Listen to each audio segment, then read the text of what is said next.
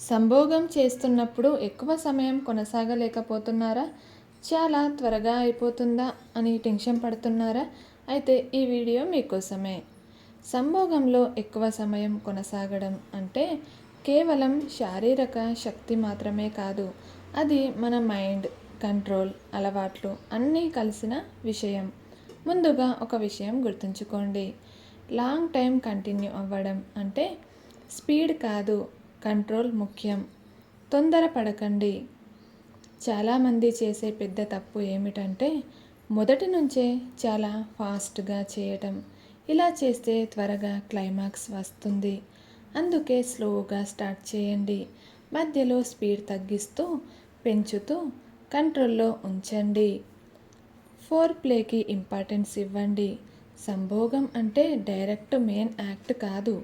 Four play చాలా important. ఇది పార్ట్నర్కి కూడా సాటిస్ఫాక్షన్ ఇస్తుంది. మీకు టైం ఇంక్రీజ్ అవుతుంది. అంటే మెయిన్ యాక్ట్ మీద ప్రెషర్ తగ్గుతుంది. Start stop technique.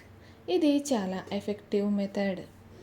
మీకు క్లైమాక్స్ దగ్గరగా అనిపించినప్పుడు కొద్దిసేపు ఆపండి. డీప్ బ్రీత్స్ తీసుకోండి. అప్పుడు మళ్ళీ స్టార్ట్ చేయండి. ఇలా చేస్తే డ్యూరేషన్ పెరుగుతుంది.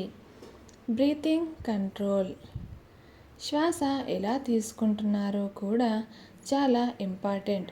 ఫాస్ట్ బ్రీతింగ్ ఉంటే ఎగ్జైట్మెంట్ పెరిగి త్వరగా అయిపోతుంది. స్లోగా డీప్గా బ్రీతింగ్ తీసుకుంటే కంట్రోల్ పెరుగుతుంది. Mind diversion. మొత్తం ఫోకస్ ఒకటే ప్లేస్లో పెడితే త్వరగా క్లైమాక్స్ వస్తుంది. కొంచెం మైండ్ని డైవర్ట్ చేయండి. ఉదాహరణకి స్లో మూమెంట్స్, పార్ట్నర్ రియాక్షన్స్ మీద ఫోకస్ పెట్టండి. Regular exercise and health. శరీరం స్ట్రాంగ్గా ఉంటే స్టామినా కూడా పెరుగుతుంది.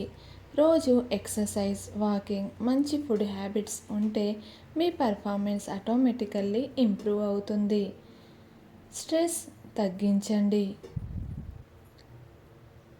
అధికంగా టెన్షన్, యాంగ్జైటీ ఉంటే కూడా ఎర్లీ ఫినిష్ అవుతుంది. రిలాక్స్గా ఉండండి. ఇది కాంపిటీషన్ కాదు, ఎక్స్పీరియన్స్.